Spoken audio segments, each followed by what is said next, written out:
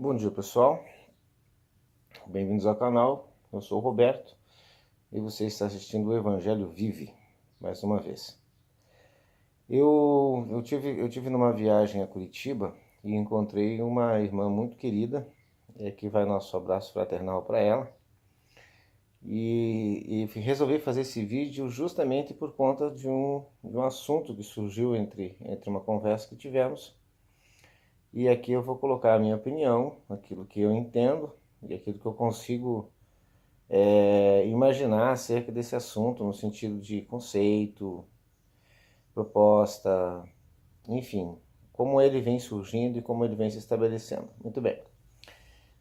O assunto sobre espiritualismo é um assunto muito amplo, porque a própria definição de espiritualismo engloba todas as religiões que creem num pós-materialismo, ou seja, qualquer religião, qualquer entidade religiosa que aceite que, ao contrário do materialismo, onde tudo se finda com a não existência do corpo, da matéria, ao contrário disso, toda religião ela é espiritualista a partir do momento que ela crê que existe algo além dessa questão do materialismo, ou seja, que o espírito, no caso, ele não se desfaz com a morte, né?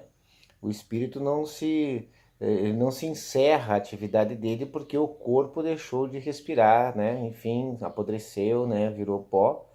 Ao contrário, então todas as religiões, independente de suas denominações, elas são espiritualistas, todas são.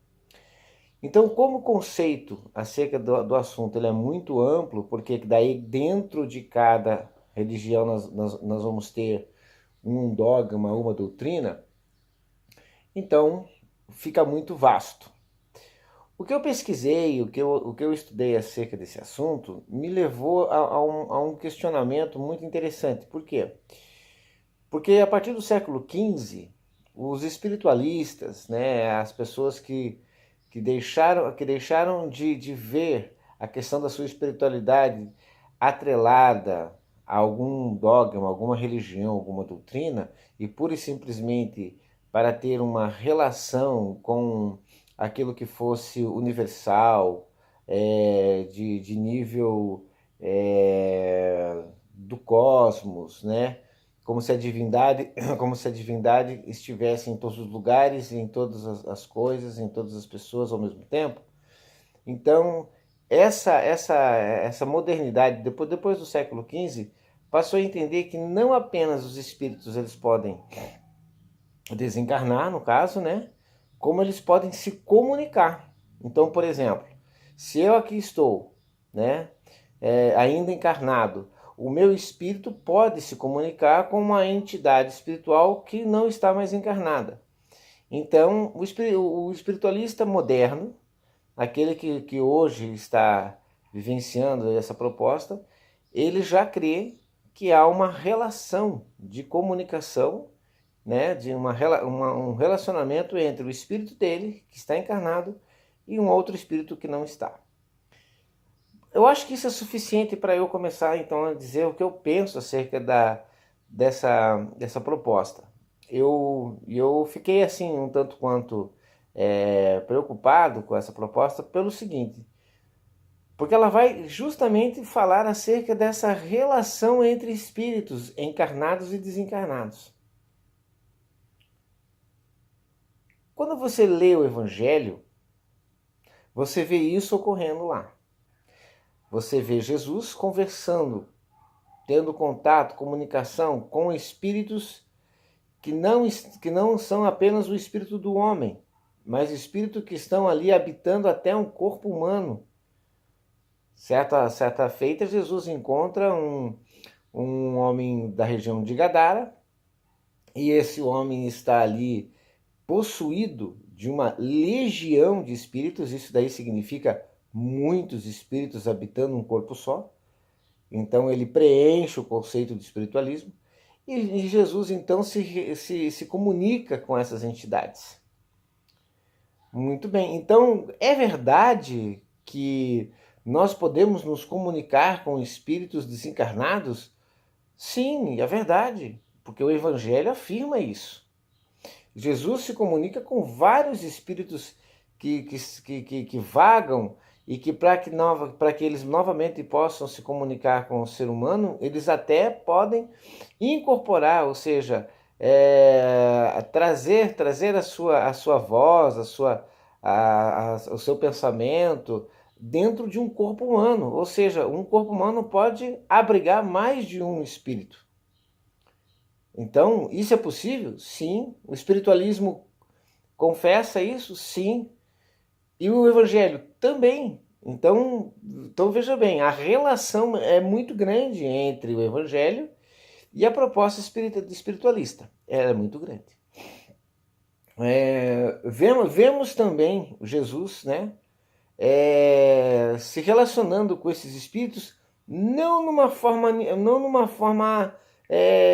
de paz. Ao contrário, todas as vezes que Jesus, em todos os capítulos, em todos os eventos, que Jesus se relaciona com uma entidade que não faz parte daquele espírito humano, daquela pessoa que está de fato ali envolvida no episódio, mas ele está falando com vários ou muitos espíritos que estão naquele momento possuindo aquele corpo humano, é de guerra. Você não vê em nenhum momento Jesus conversando com um espírito que não seja numa atividade de confronto, de guerra, de oposição, chamando até de trevas e luz. Então aí que está agora o meu pensamento acerca da relação do espiritualismo versus evangelho. Será que o espiritualismo abre um portal para você atrair espíritos que não são de uma dimensão ou vamos dizer assim, do imaginário humano, mas ao contrário, você chama para dentro do teu convívio ou para dentro da tua relação de vida espíritos que não são da luz? Segundo o Evangelho, isso não só é possível, como de fato ocorreu. Então, meu irmão e minha irmã, eu não estou aqui para julgar como você vê o espiritualismo ou como você o sente. Eu estou aqui para avisar, para alertar que era melhor você tomar maior conhecimento acerca da forma como você vem encarando essa relação com a espiritualidade, porque ela é uma faca de dois gumes. Ela pode te trazer o envolvimento, o relacionamento com a luz, como também pode te abrir um portal muito grande para um relacionamento e envolvimento com as trevas. Porque se nós não podemos negar que o espiritualismo é uma verdade, por outro lado, nós também não podemos negar que essa verdade traz trevas e luz para dentro da tua vida. Então, esse é um fato muito perigoso. Outra coisa que eu quero abordar também é como vem crescendo a questão de pessoas que eram de uma espiritualidade dogmática, doutrinária, vamos colocar aqui uma palavra abrangente, religiosa, e que agora deixaram de ter vínculos religiosos, vínculos dogmáticos, doutrinários, para viver uma espiritualidade livre. Aquela que simplesmente olha para diante de si mesma, ou de si mesmo, para ter contato com o divino, o eterno, sem nenhum tipo de acompanhamento, de revelação, de conhecimento acerca do que pode estar do outro lado. Porque o Evangelho, na verdade, ele não desmente o fato de que você se relaciona com espíritos não encarnados. Ele não desmente isso. Muito pelo contrário, ele afirma isso. Porém, o Evangelho sempre tratou, e em nenhum caso diferente, O Evangelho sempre tratou da mesma forma a todos os tipos de relacionamento com uma espiritualidade fora do corpo. E ele tratou de forma hostil. Sempre foi de forma hostil. Agora, o que me chama a atenção é por que as pessoas estão deixando a questão dogmática, deixando a questão doutrinária, para abrir um relacionamento assim, sem nenhum tipo de conhecimento profundo. Uma coisa muito vaga, uma proposta muito sem base, muito sem sentido. Por que as pessoas estão fazendo isso? E eu cheguei à seguinte conclusão. De fato, o peso que as religiões dogmáticas e doutrinárias vêm colocando sobre os fiéis tem sido o verdadeiro motivo para muitos estarem deixando as religiões, deixando as entidades e instituições denominacionais para tentar um livre relacionamento com o divino. De fato, as doutrinas, as imposições, os rituais, as obrigações, regras da religião têm sido um fardo, um peso para essas pessoas, e elas vêm cada vez mais se decepcionando com esse ativismo humano, com essa autoridade e poder humano sobre as outras, uns tentando dominar,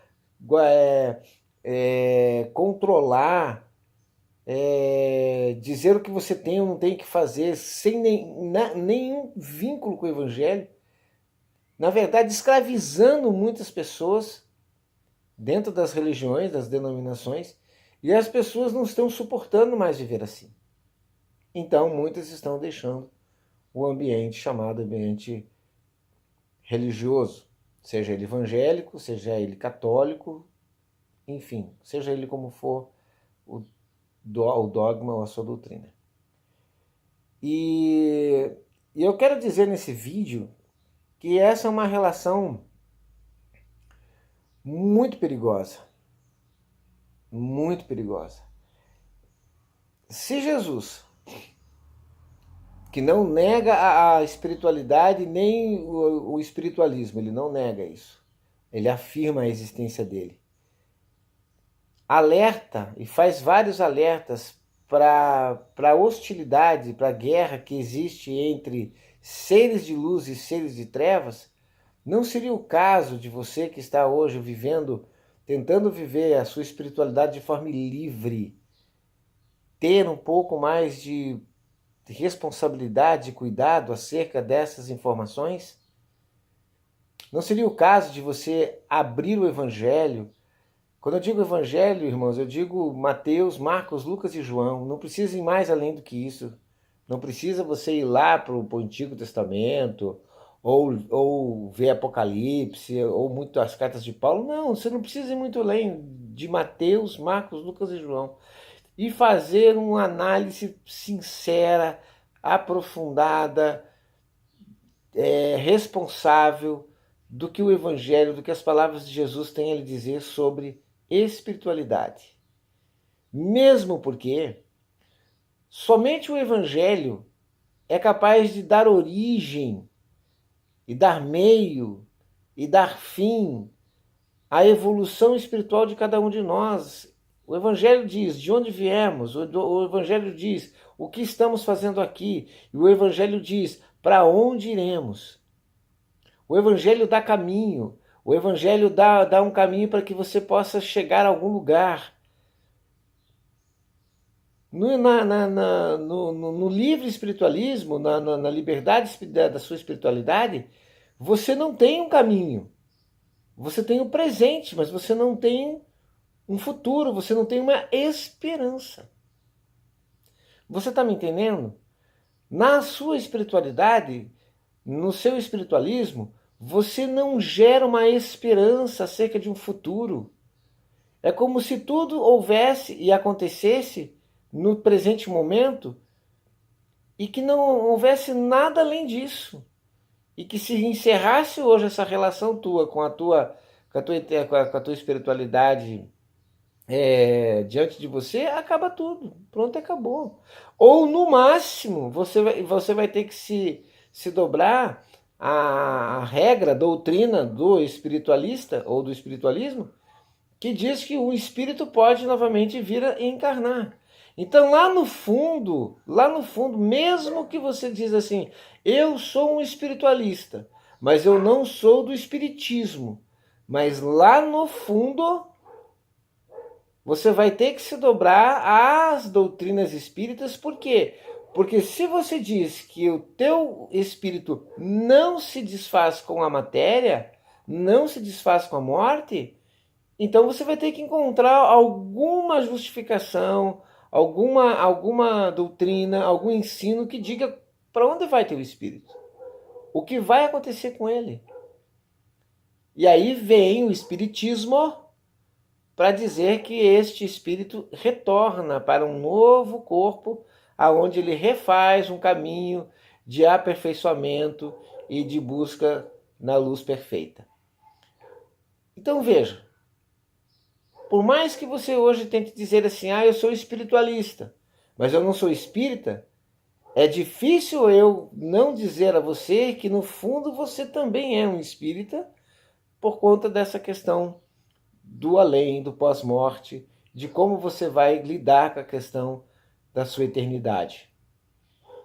Então, meu irmão e minha irmã, eu não estou aqui dizendo que a solução seria você retornar para dentro das instituições religiosas, mas eu estou dizendo aqui que a solução, ou o melhor caminho hoje, é e continua sendo o único e verdadeiro, é Jesus. Se você olhar para Jesus, se você olhar para os 4 evangelhos, se você olhar para a palavra de vida que ali está, como disse Pedro, para onde iremos nós se só tu tens a palavra de vida? Se você fizer essa pergunta, esse questionamento de Pedro acerca da sua vida espiritual e colocar Jesus como teu guia, Jesus como aquele que te ensina, como aquele que te leva a uma esperança, aquele que te dá uma possibilidade de uma eternidade viável, ele vai te conduzir à verdadeira eternidade e à verdadeira espiritualidade. Então, meu conselho a você, meu irmão, que hoje está tentando viver num processo livre da sua espiritualidade. Você corre um sério risco de estar abrindo um portal, de estar abrindo uma oportunidade para que o espírito das trevas venham agir na sua vida e te colocar em situações terríveis, te colocar numa situação muitas vezes até de choque existencial.